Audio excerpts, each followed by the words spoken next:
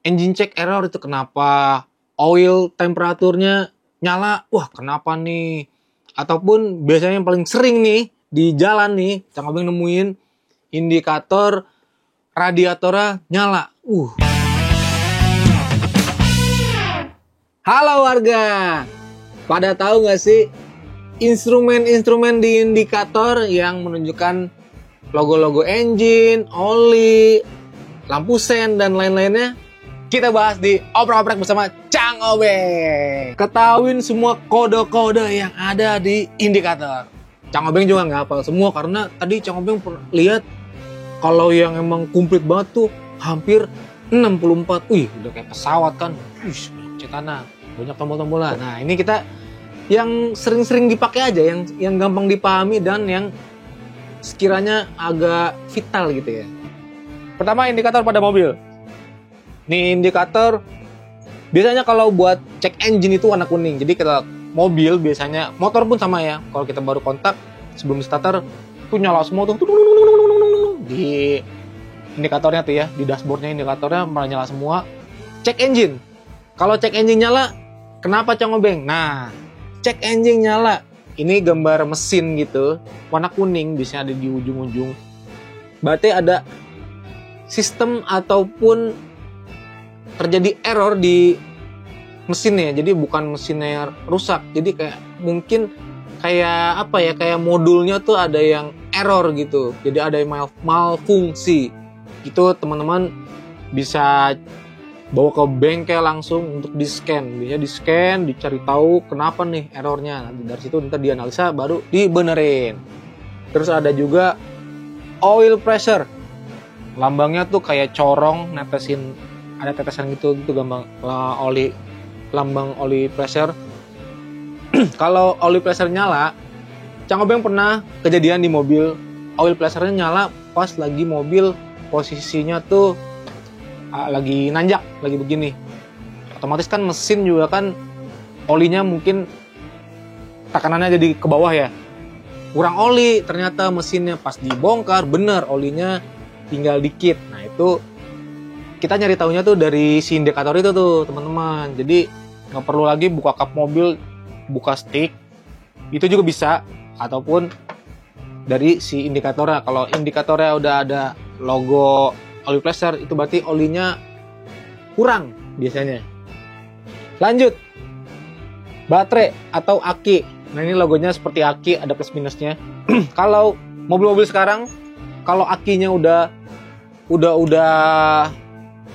lowbat ya, sebutannya udah nggak bagus ataupun udah dayanya udah rendah, dia teman-teman bisa lihat indikator tuh nyala pas lagi kendaraan tuh lagi jalan, itu indikatornya nyala dan di bawahnya biasanya ada keterangan voltasenya. Normalnya 13 sampai 14 voltase. Ini kalau misalkan di bawah 13, ada 11 atau 12, berarti akinya udah ini tuh, udah jelek tuh. Wajib diganti ataupun dicas dulu ke tukang aki. Seperti itu. Nah, ini lagi nih, ini lumayan penting. Jadi kita bahas yang penting-pentingnya ya. Semuanya penting, tapi ini yang sering terjadi dan teman-teman wajib tahu lah gitu. Ada ABS warning. Jadi ABS ini untuk di kendaraan mobil ini sangat penting biar ketika kita ngerem mendadak, bannya tuh nggak ngunci dan terjadi slip gitu. Jadinya tetap ngerem tapi bannya nggak ngunci, jadi pelan-pelan ngerem berhenti gitu. Kalau ABS-nya nyala lagi jalan, ABS-nya nongol nyala nih, berarti ada error di ABS-nya. Bawa ke bengkel, biasanya dicek keseluruhan 4 rodanya untuk si ABS-nya, dicek, dibersihin, di scan juga, baru dites jalan normal lagi atau enggak. Kalau ABS-nya ini rusak nih, ini lumayan fatal ya, karena pengereman, kalau pengeremannya nggak maksimal kan, waduh, bahaya, masa bisa ngegas nggak bisa ngerem, itu dia. Terus apa lagi nih? Biasanya yang sering nongol di indikator mobil. Nah ya, teman-teman mungkin ada yang belum tahu gambar segitiga gitu. Nah itu hazard. Nah, pasti udah pada familiar ya untuk si hazard ini. Kalau misalkan dari keadaan darurat, biar kita nyalain lampu sennya tuh lampu hazard berbarengan ataupun lagi minggir di pinggir, biar sign ke pengendara yang lain kita nyalain hazard. Lampu juga, indikator lampu harus diketahuin lambangnya tuh kayak bohlam lampu begitu, ada garis-garisnya. Lampu standar maksudnya lampu nyorot ke bawah sama lampu ke atas. Nah ini sering banget kejadian kalau malam, mungkin ya ketika kita lagi nyetir gitu, ketekan gitu sama jari pas lagi muter ataupun bagaimanapun, ketekan dan tiba-tiba lampunya ke atas gitu, lampu dim, lampu jauh, lupa kita turunin, ada yang otomatis ada yang enggak. Nah ini teman-teman harus wajib tahu nih, itu indikator lampu jauhnya nyala, jadi buru-burulah dibalikin ke normal lagi, ke bawah lagi kalau nggak dibutuhin, karena menyalakan untuk pengendara lain dari depan, arah depan tuh wah silaunya bukan main. Cahaya ilahi seperti itu teman-teman. Lanjut untuk indikator motor. Nih buat teman-teman pengendara motor yang motornya udah canggih nih, udah bisanya nih, motor-motor baru keluaran sekarang udah makin banyak tuh si sign-signnya, indikator-indikatornya yang mempermudah kita untuk ngecek kondisi motor.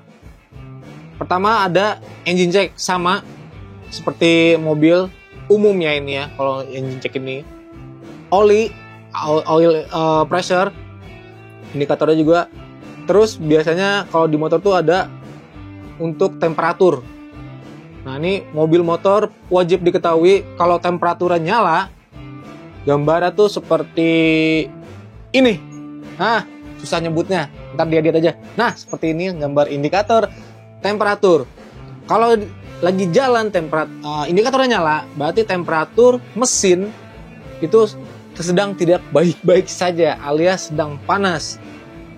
Disarankan kalau Cang Obeng minggir dulu, dicek dulu untuk air radiatornya ada apa enggak. Kalau mobil jangan langsung dibuka si tempat radiatornya, nanti dia bakal nyembur ya. Lebih baik cek di bak penampungannya, itu di tanknya dicek ada apa enggak airnya. Tunggu dingin dulu mesinnya, dimatiin, baru nyalain lagi, bawa ke bengkel terdekat biar dicek. Biasanya kurang ataupun ada kebocoran atau segala macem, jadinya temperaturnya tinggi. Kalau dilanjutin jalan, mesinnya bisa rusak. Nah, makin mahal lagi biayanya, ya kan? Lanjut ada fuel indikator atau indikator bensin. Nah, ini nih, Cang Obeng juga sering terjadi kejadian ya di motor sendiri.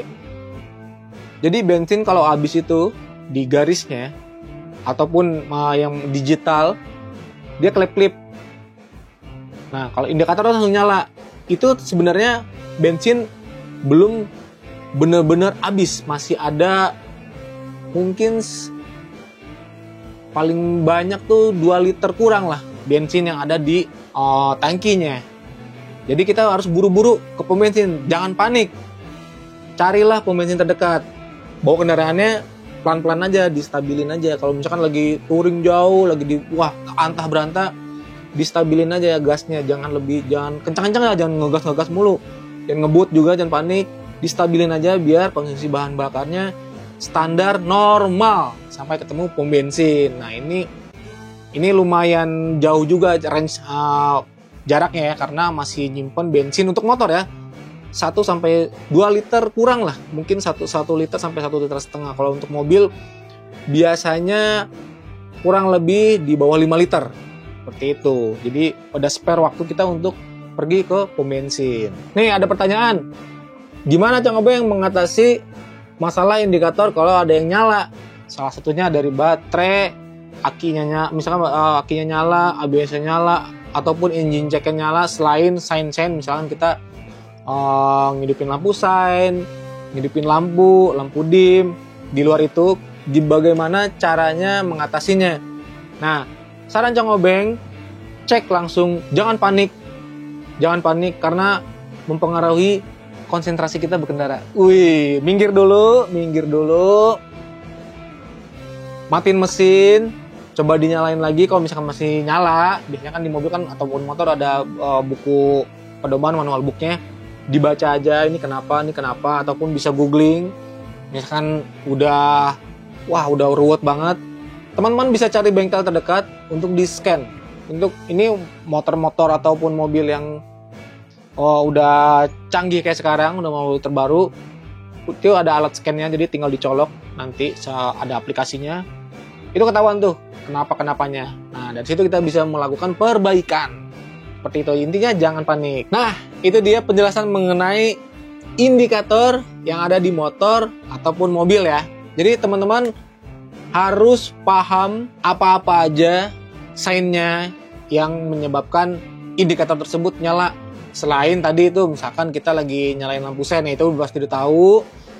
Bensin habis tuh pasti tahu. Di luar itu misalkan kayak ABS nyala, engine check, oil pressure, temperatur, itu yang sering nongol saat kita lagi berkendara. Jadi jangan panik, cek dulu di manual book ataupun bawa ke bengkel terdekat.